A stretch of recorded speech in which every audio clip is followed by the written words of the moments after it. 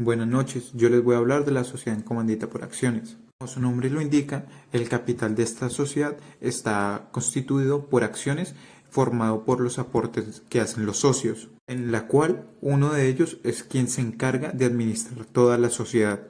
Como solamente un socio es el que se encarga de administrar la sociedad, en tal caso él deberá responder personalmente por las deudas que se produzcan en la sociedad. Vamos a encontrar esta sociedad regulada en el Código de Comercio, desde su artículo 343, el cual nos habla del número mínimo de accionistas para la constitución de la sociedad, el cual es de 5 accionistas. En el acto constitutivo de la sociedad no será necesario que intervengan los socios comanditarios, pero en la escritura siempre se expresará el nombre, domicilio, nacionalidad de los suscriptores, el número de acciones suscritas, su valor nominal y la parte pagada. En el artículo 344 del mismo código, el cual se titula Capital Social de la Sociedad en Comandita por Acciones, nos expresa que el capital de la sociedad en comandita por acciones estará representado en títulos de igual valor, mientras las acciones no hayan sido íntegramente pagadas, serán necesariamente nominativas. El aporte de industria de los socios gestores no forma parte del capital social. Tales socios podrán suscribir acciones de capital sin perder la calidad de colectivos. Y ahora bien, en este artículo nos damos cuenta que hay dos tipos de socios que deben existir en esta sociedad, unos denominados gestores y los otros comanditarios. Los primeros comprometen su responsabilidad de manera solidaria e ilimitada, y los segundos responden hasta el monto de sus aportes. Como mínimo deben existir dos socios, un gestor y un comanditario. Los socios tienen derecho a modificar los estatutos. Para que pueda constituirse este tipo de sociedad, deben estar desembolsados al menos el 25% del capital y el resto cuando se establezcan los estatutos.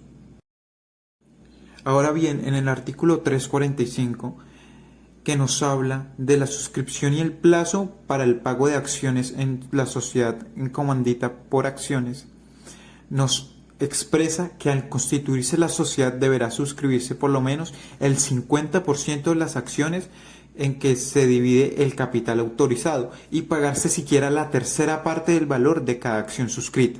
En las suscripciones posteriores se observa la misma regla y que el plazo para el pago de los instalamentos pendientes no podrá exceder un año contado a partir de la fecha de la suscripción. En su artículo 346, que se titula Regla para la información sobre el capital autorizado, suscrito y pagado de la sociedad en comandita por acciones, que nos expresa que se prohíbe enunciar el capital autorizado sin mencionar también el suscrito y el pagado, y expresar el capital suscrito sin indicar el pagado. En el artículo 347, que nos habla de la aplicación de normas de sociedades anónimas a las sociedades en comandita por acciones, el cual nos expresa que la emisión, colocación, expedición de títulos y negociación de las acciones vetarán a lo previsto para las sociedades anónimas. En el artículo 348, que nos expresa las incompatibilidades y prohibiciones para los socios colectivos para la negociación de acciones, representación y voto. Este nos expresa las incompatibilidades y prohibiciones previstas para los administradores de las sociedades anónimas regirán para los socios colectivos en lo relativo a la negociación de acciones, representación y voto en la asamblea. En el artículo 349, que nos habla de la asamblea y reformas estatutarias en la sociedad en comandita por acciones, nos expresa que en las asambleas se seguirán las reglas establecidas para las sociedades anónimas.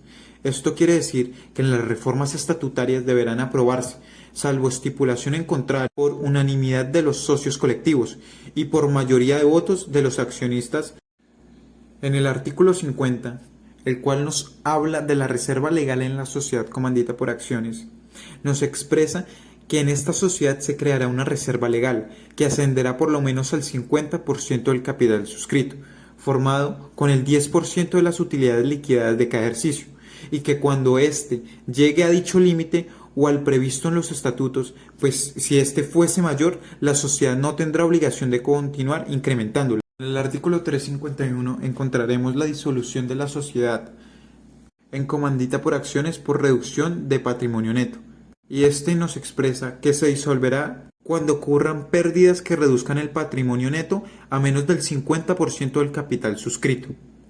Ahora, en el artículo 352, que nos habla de la aplicación de normas en lo no previsto con respecto a los socios gestores y comanditarios. Nos expresa que en lo no previsto en este título se aplicarán respecto de los socios gestores las normas de la sociedad colectiva y respecto de los socios comanditarios las normas de las sociedades anónimas.